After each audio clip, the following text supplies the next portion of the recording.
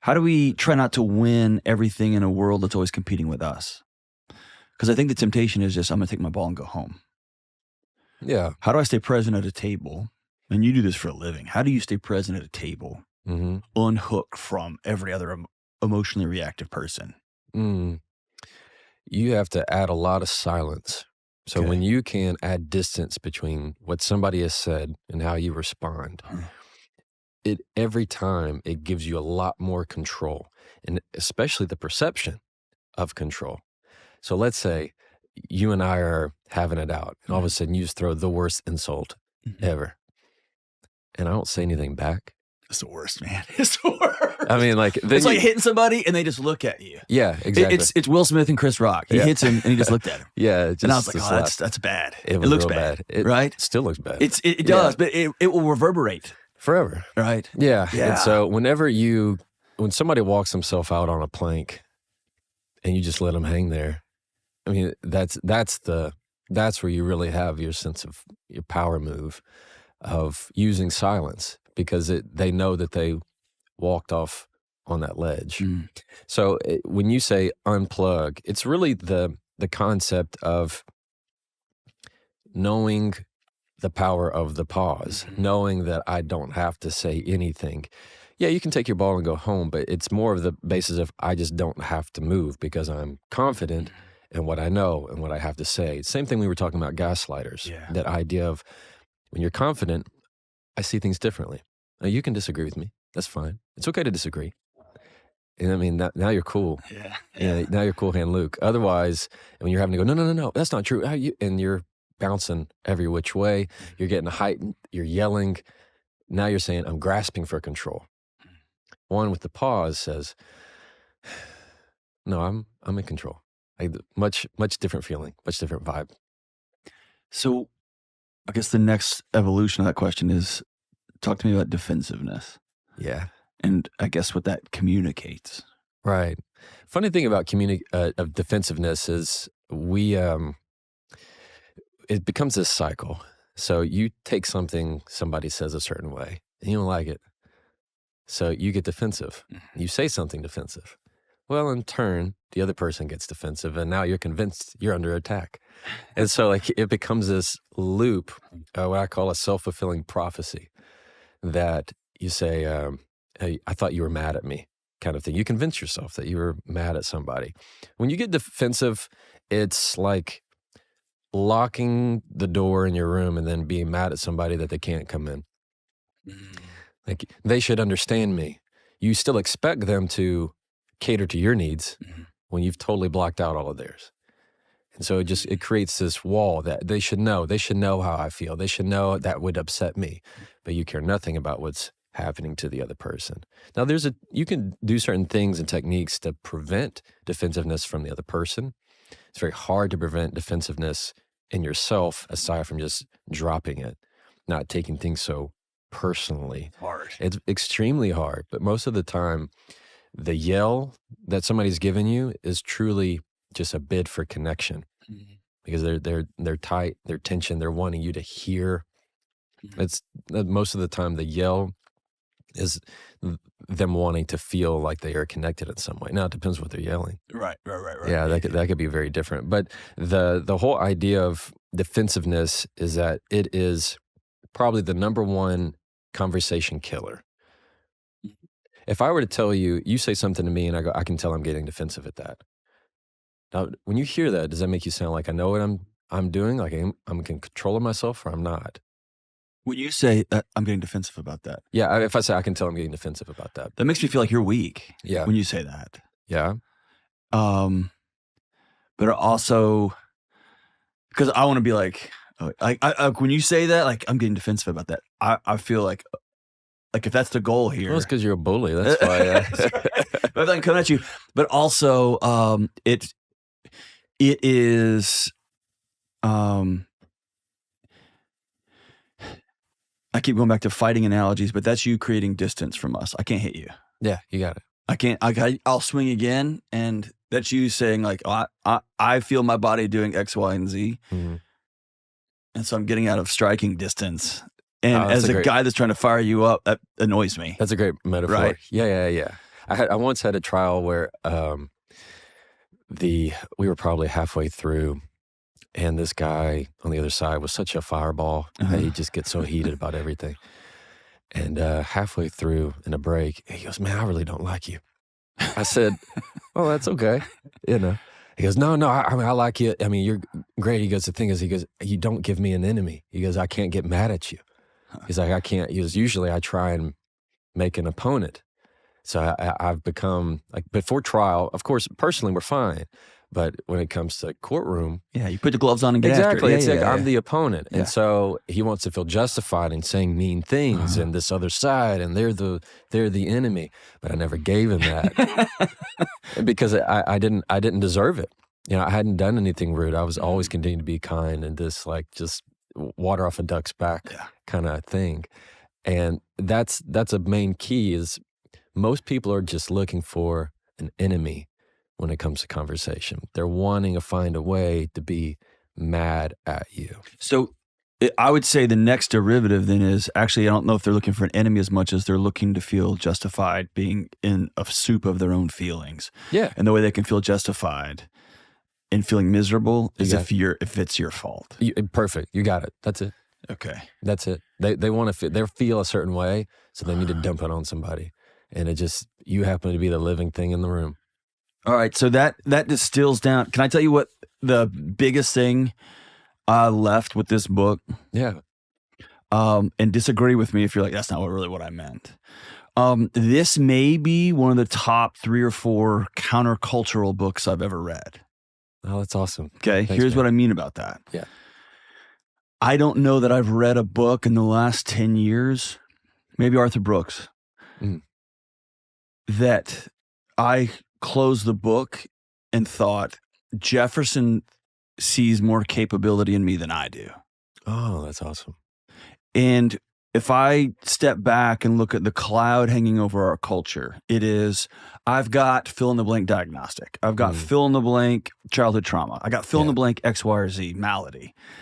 And culture has convinced us over the last 25 years, you're irrevocably broken. Just go to the margin, we'll pat you on the head, and we'll take care of it. Right. Because you can't. Yeah. And as I was going through this, I would say, like, don't win the argument. I'm like, all right, man, but like, that means I have to just sit here and be cool. Right. And I know me well enough to know that means I got to still go see a counselor. And that means I got to get with my wife once a week and plan the week out so that I give her some peace, so that I can have some peace. That means that I got to exercise most of the time. Otherwise, I'm just kind of a ball of, yeah. And I kept hearing this, oh, you can. Yeah. You can. Or don't get defensive, or get up and walk away, or just don't answer. Yeah. Nobody in culture is saying that. They're telling you how to fight back. Right. How to slip the punch and swing. And so a statement I've been making over and over recently is, and it's just me, kind of a refrain that I'm repeating to myself, is I'm not solving for net worth. I'm not solving for the greatest sex. I'm solving for peace. Yeah. In my house. And for me and my family, it means I'm not going to owe anybody any money. Right? Right. If you can't take my house from me, then I'm going to be, right? If you can't take my car from me, I'm going to have peace. Yes. I'm going to solve for having a hard conversation with my wife way upstream so it doesn't turn into a nightmare. But nobody's telling us we can do that. And that's this whole stinking book is you looking and being like, no, you can. Yeah. You can. That's awesome. Man. Do you sense all right, let me ask you this. You work in the messy ugliness of people's lives on a day-to-day basis. Right. You wouldn't have a job if injustices didn't happen to other people. Yes. What gives you the belief in everybody? No, you can. Yeah, because I've seen it. And that's a wonderful takeaway. That it's a really just blessing to hear that from you, John. Really. I've seen it. My experience in the courtroom, depositions, cross-examination, just the everyday trenches of conflict. I have seen people that could not go into a room without crying, shaking uncontrollably. I have seen what I've been able to do once I spend time with them and teach them how to communicate. By the time that they're on the when they're on the stand in the courtroom, you would never have even known it. And it's like, I know it. I know that they can because I've seen the transition by just a few phrases of letting their breath be the first word. That's a great story. I want to give it away, Yeah. but that woman that's a great story. Yeah. And it's just little bitty things like that where I've been able to see them transform into everything about them simply by what they say next. And by putting them in a position to where rather than trying to control other people, the magic happens when all they need to do is control themselves, and magical things happen. And it's a message that I don't believe that culture is really talking about. I never really thought about that until you just said that. I guess it is very counter-culture, very counterintuitive. Well, you do a good job here of talking about like when your body goes to fight or flight, your body protects you from thinking through your next steps. It just wants you to react. Exactly.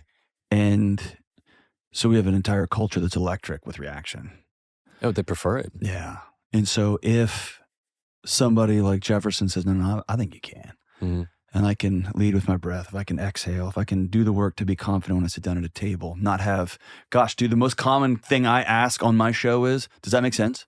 Right? After I give this explanation, here's what you need to do next. Yeah. Cool.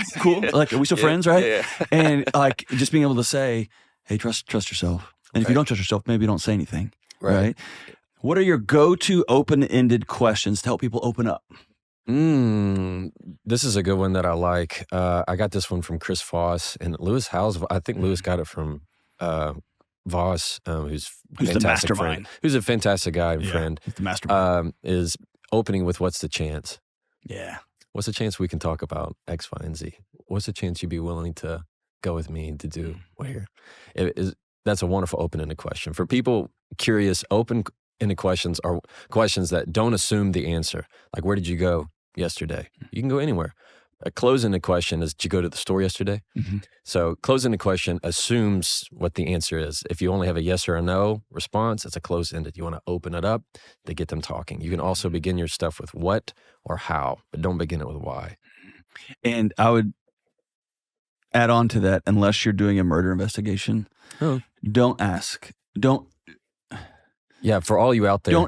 For all you not investigating murder, don't try to catch people in lies. Life's too short. Your kids, your spouse, like, you know what I mean? There's something about, where were you last night? If you know you're at the store, lead with. Yeah, if people feel like they're walking into a trap, and in fact, then later you spring the trap, you just lost trust. Forever. Forever. That's all you've done. It's not like you've proven your point. You've just, Okay. All right. This one's kind of close to home, kind of cool. I'm a 1L. I'm a first-year law student who is doesn't like conflict, public speaking, and gets flustered easily. What are some tips? Well, if you're in law school, I would still, I'm sure your law school has advocacy. First of all, this is very transactional, like answer, but your school probably has advocacy teams. I highly encourage those. They're a great way to learn and do any of that. If you get flustered, understand that that's probably just a sense of your nervous system. You need to be much more available to adding your breath. Breath is what's going to control those nerves. And also understand, if you just don't want to be somebody in the courtroom, you don't have to be. There's tons of transactional attorneys that never see the light of day of a courtroom and do wonderful things in the world. You can have a good life and not get on a stage. Yeah. Yeah, for sure. You can, I know lots of attorneys that even going to a hearing would terrify them. So it just takes all their time. They got it. Go with what's natural. How do you recover when you say that thing and the conversation goes bad? Oh, how do you recover? Immediately say, I should not have said that. Okay. Put it out there. Immediately take ownership of it. Okay. Like that, if you can say, I shouldn't have said that, or immediately, that was unfair, or that was unhelpful. Like, you need to say what they're thinking. You have to go ahead and say what they're already accusing you of. That wasn't nice. That was unfair. That wasn't helpful. Yeah. Or that hurt. Almost even what they're feeling. Yeah. Huh. Okay. You have to get that out front, apologize depending on what you said, and get back on it. But the longer you delay, like if you withhold that apology, There's lots of people where all they have to do is apologize and they just can't. won't. They just Yeah. won't. They'll hold it. It only makes things worse. How do you politely disagree with someone who isn't mature and who has narcissistic tendencies? Well, let's just put it as, how do you disagree with really anybody? Okay. I mean, you can disagree with a narcissist versus, it's the same thing. One is, like we talked about, I see things differently. Mm-hmm. Another is I lean differently, or I lean the opposite. I tend to lean the opposite, or I take another approach. I take another approach. I was going to say, that one feels right. Yeah, I like that one a lot. Huh. To just say, I take another approach. Period. I don't have to justify it. Yeah. I I don't have to explain I it. don't have to explain it at all. So I tend to lean the opposite. So I see things differently. I take another approach, or I tend to lean the opposite. The reason why I tend to lean the opposite is a little bit different, because I'm giving them a history of what I typically do. I tend to lean the opposite. That means I'm not just basing what you said right now. I'm just giving you what I'm applying right now is what I apply to everything. So that way they don't feel nearly as called out. So this is how I typically handle things. But I tend to take another approach, or I take a different approach. Yeah. This is kind of an aside here. Y'all can edit this how you want. This is an important question that just came to mind. Ready? Is your ability, and I need to mind myself to ask my ability, is your ability to detach and be still come from a place of, I could eviscerate you if I needed to? Could you play dirty lawyer if you needed to? Yes. Yeah. Because I wonder, I'm going back to that Jocko question. It's not brave if he's not one of the strongest men on earth and has to run across the street. Yeah. Right. Right. It's brave when I could, and I'm going to go across the street here. So as part of this, knowing, I can really hurt my spouse and I'm not going to. I'm going to choose. Yeah. That feels like, I don't know, there's something about it that makes it more powerful. Like, you need to mind yourself and know how you can hurt people so that. Right. Yeah. I know that if I had to play what, as you term, dirty lawyer. Yeah. Mean lawyer. Yeah, mean lawyer. Like, I could say things that would like hurt your childhood. Yeah. But I have also had the wisdom poured into me from my family, my dad, my mom, and my walk, of knowing that's a very lonely, empty road. Yeah.